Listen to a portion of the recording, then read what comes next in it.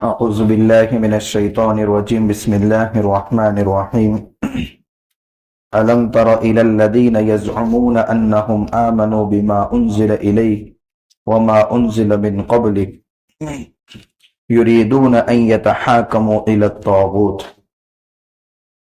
اس سے پہلے کی آیات میں امانت کی تفصیل تھی اور اس کا حکم بھی سامنے آ چکا تھا۔ اس آیت میں اللہ تعالیٰ ارشاد فرماتے ہیں، اے ایمان والو، اللہ کی اطاعت کرو، اللہ کے رسول کی اطاعت کرو، اور تم میں جو معاملات کے حاکم اور ذمہ دار ہیں ان کی اطاعت کرو۔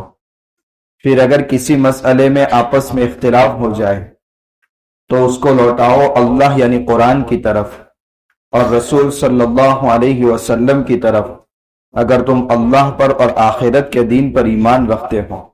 یہ بہتر ہے اور انجام کے اعتبار سے بہت اچھا ہے۔ یہ قرآن کریم کی بہت اہم آیت ہے جس میں بتایا کہ سب سے پہلے حکم جس کا تذکرہ قرآن کریم میں ہو تو پھر کہیں اور کی طرف رجوع کرنے کی ضرورت نہیں ہے۔ بیچ میں جگہ خالی ہے، آگے تشریح لیں۔ اللہ کی اطاعت کرو، یعنی جو احکامات قرآن میں صراحتاً مذکور ہیں ان میں تو بیچ میں کسی واسطے کو لانے کی ضرورت نہیں ہے۔ بھئی نماز پڑھنا فرض ہے، یہ تو خود قرآن کریم میں ہے، تو یہ عقیدہ رکھنے میں اللہ کے علاوہ بیچ میں کسی واسطے کی ضرورت ہی نہیں ہے۔ زکوٰۃ فرض ہے، روزہ فرض ہے، صاحب نصاب پر حج فرض ہے، یہ احکامات اللہ نے قرآن میں صراحتاً دے دیے ہیں، تو ان کو تسلیم کرنے میں ڈائریکٹ اللہ کے حکم کو تسلیم کرنا ہے، بیچ میں کسی واسطے کی ضرورت نہیں ہے۔ لیکن کچھ احکامات ایسے ہیں کہ جن میں تفصیل اور تشریح کی ضرورت پڑتی ہے۔ قرآن میں اتنا تو کہا گیا کہ ایمان والوں پر نماز فرض ہے، مگر نماز کس انداز سے پڑھنا ہے اس کی تشریح آپ کو قرآن میں نہیں ملے گی۔ وَأَقِيمُوا الصَّلَاةَ، نماز قائم کرو، لیکن 2 رکعت بھی آپ نماز قرآن سے ثابت نہیں کر سکتے، کیونکہ اس کی تشریح کرنے والے اللہ کے نبی صلی اللہ علیہ وسلم، تو اب رجوع کرنا پڑے گا اللہ کے رسول صلی اللہ علیہ وسلم کی طرف، یعنی احادیث کی طرف۔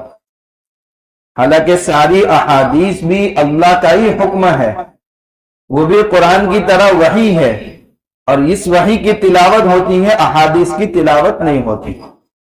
لیکن چونکہ اللہ کے حکم کے بعد وہ تشریح اللہ کے نبی صلی اللہ علیہ وسلم کی زبان کے ذریعے ہو رہی ہے، اس لیے مستقل الگ حکم دیا کہ اللہ کے رسول کی بھی اطاعت کرو۔ پھر آگے فرمایا وَأُولِي الْأَمْرِ مِنْكُمْ، اور تم میں جو امر کے ذمہ دار ہیں۔ یہ امر سے مراد 2 چیزیں ہیں، جو دین کے ذمہ دار ہیں، دین کے معاملات میں ان کی اطاعت کرو، اور جو حکومت کے معاملات کے ذمہ دار ہے اس میں ان کی اطاعت کرو۔ لیکن اس میں اطیعوا کا لفظ شروع میں نہیں لائے، اطیعوا اللہ، اللہ کی اطاعت کرو، اطیعوا الرسول، اللہ کے رسول کی اطاعت کرو۔ پھر فرمایا وَأُولِي الْأَمْرِ مِنْكُمْ، وہاں اطیعوا کا لفظ نہیں لائے۔ اس کی وجہ، اس میں اشارہ اس بات کی طرف ہے کہ یہ جو دینی امور کے ذمہ دار ہیں یا تمہارے حاکم بنے ہوئے ہیں، وہ اگر اللہ کے رسول کے حکم کی مشیت کے مطابق اگر کوئی حکم دے رہے ہیں تو انہی معاملات میں ان کی اطاعت ہوگی۔ اگر کوئی حاکم شریعت کے خلاف کسی امر کی اطاعت کا حکم دے رہا ہے تو پھر ان کی اطاعت نہیں ہوگی۔ تو یا اطیعوا کا لفظ ذکر نہ کرنے میں اشارہ اس بات کی طرف ہے۔ تو دینی امور میں جو اولی الامر ہے اس سے مراد عبداللہ ابن عباس رضی اللہ تعالیٰ عنہ فرماتے ہیں علماء ہیں، کیونکہ یہ انبیاء کے وارث ہیں۔ تو دینی امور میں تمہیں کوئی حکم قرآن میں صراحتاً نہ ملے، حدیث کے اندر صراحتاً نہ ملے، ہر ایک کی پہنچ نہیں ہوتی کہ ہر مسئلے کا حکم قرآن سے معلوم کر سکے، تو اب ایسے آدمی کو چاہیے فَاسْأَلُوا أَهْلَ الذِّكْرِ إِن كُنتُمْ لَا تَعْلَمُونَ، جن مسائل کا علم تمہیں نہیں ہے اہل علم سے وہ مسائل پوچھو اور ان کی باتوں پر عمل کرو۔ اور دنیاوی امور میں حاکم مراد ہے، مگر وہ انہی حکم پر اطاعت کی جائے گی جو قرآن و سنت کے مطابق ہو، ہر حکم پر اطاعت نہیں ہوگی۔ کیونکہ دوسری حدیث کے اندر اس کا تذکرہ ہے لا طاعت لمخلوق فی معصیت الخالق، اگر اللہ کی نافرمانی لازم آ رہی ہے تو مخلوق کے ایسے حکم پر عمل نہیں کیا جائے گا۔ اس سے یہ بھی ثابت ہوا کہ بہت ساری چیزوں کے احکامات قرآن اور حدیث کے اندر مذکور نہیں ہے، اگر مذکور ہوتے تو انہی سے ہمارے مسائل حل ہو جاتے۔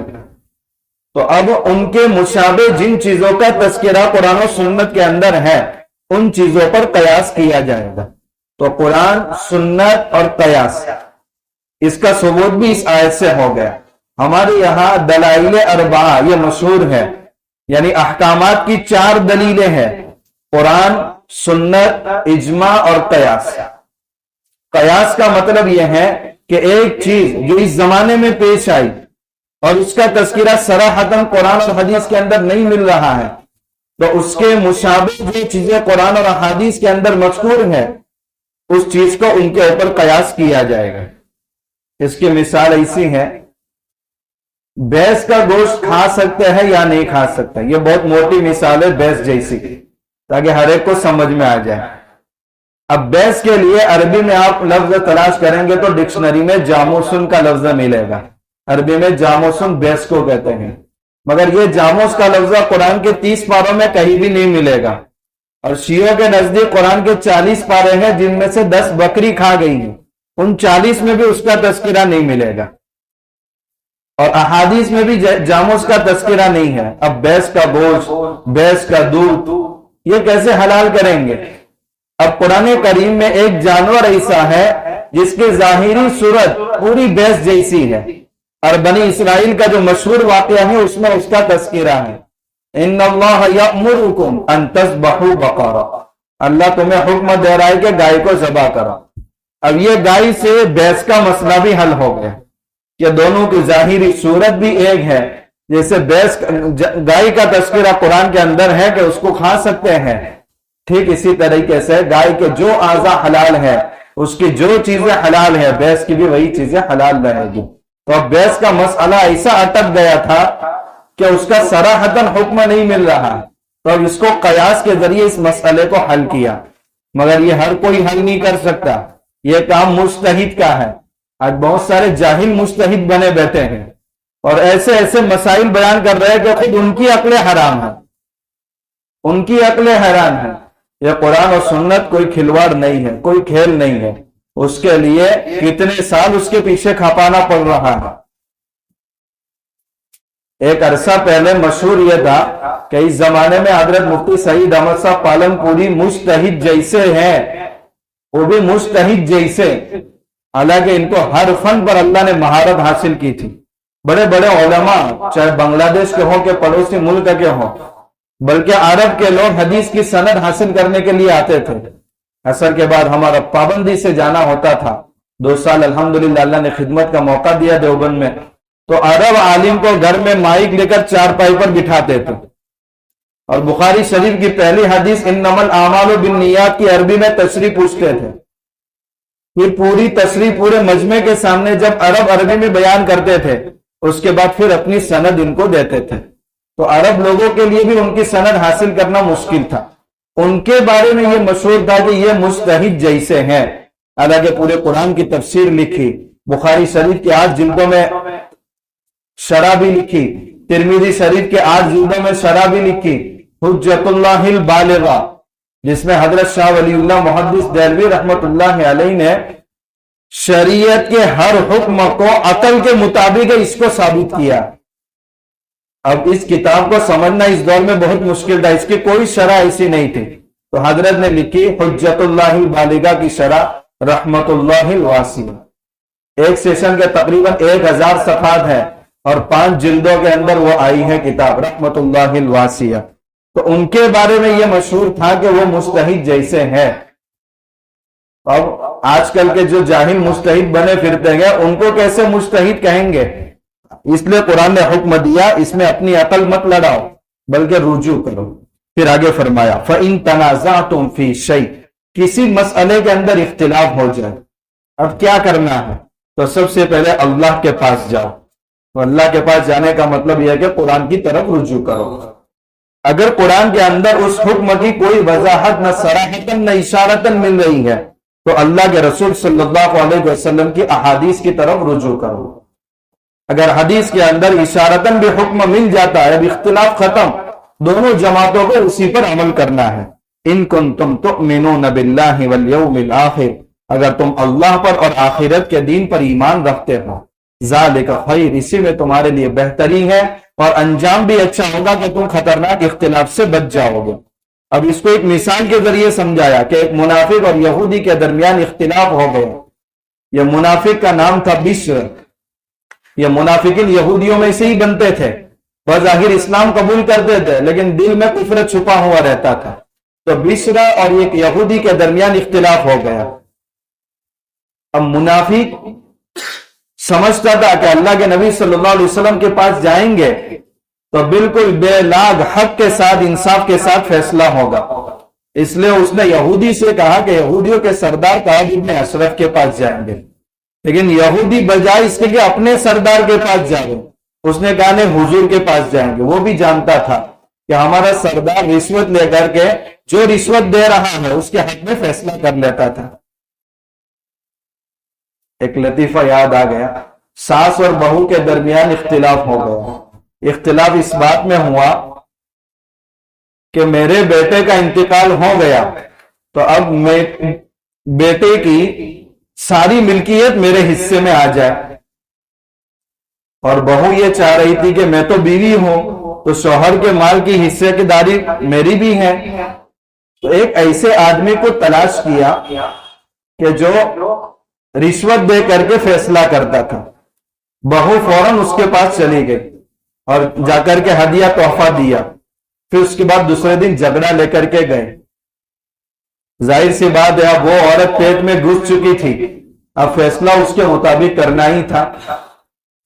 تو بہو اور ساس کو جمع کر کے دونوں کی بات سنی اور قاضی صاحب نے فیصلہ کیا کہ مال تو سارا کا سارا بیوی کا ہے، ماں اغنا، ماں کے لیے تو صرف آنگن ہی ہے اور کچھ بھی نہیں ہے، تو ماں کو آنگن کا حصہ دیا اور پورا کا پورا گھر کس کو دے دیا؟ بیوی کو دے دیا۔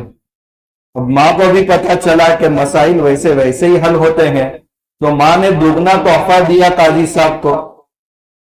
اب اس کے بعد قاضی صاحب نے 3 دن کے بعد دونوں کو بلایا اور کہا کہ میں نے جو پہلے فیصلہ کیا تھا میری قرآن کی آیت پر نظر نہیں گئی، میں نے صرف ماں اغنا عنہ ہی پڑھ لیا تھا کہ ماں کا آنگن ہے باقی بس بہو کا ہے، لیکن جب آگے پڑھا ماں کا سب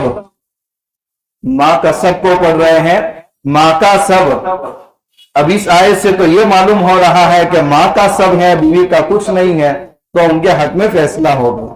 تبھی یہودی اور دوسرا نامی منافق، ان کے درمیان ایسا ہی جھگڑا چل رہا تھا۔ یہودی چاہ رہا تھا کہ کعب ابن اشرف کے پاس نہیں جانا بلکہ اللہ کے رسول کے پاس جانا ہے۔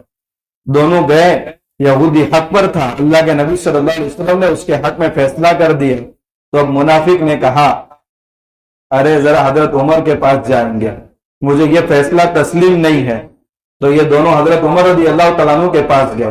حضرت عمر رضی اللہ تعالیٰ عنہ مدینہ میں جج تھے، ذیلی قاضی تھے، جلاد بھی تھے اور قاضی بھی تھے، اس لیے سزا خود دیا کرتے تھے اور قاضی بھی تھے۔ تو فیصلے کے لیے دونوں ان کے پاس گئے، جا کر پوری بات سنی، کہا اللہ کے نبی صلی اللہ علیہ وسلم کے پاس جا کر آئے؟ تو یہودی نے کہا جا کر آئے، مگر آپ کے فیصلے سے اس کو اطمینان نہیں ہوا اس لیے آپ کے پاس لے کر آیا ہے۔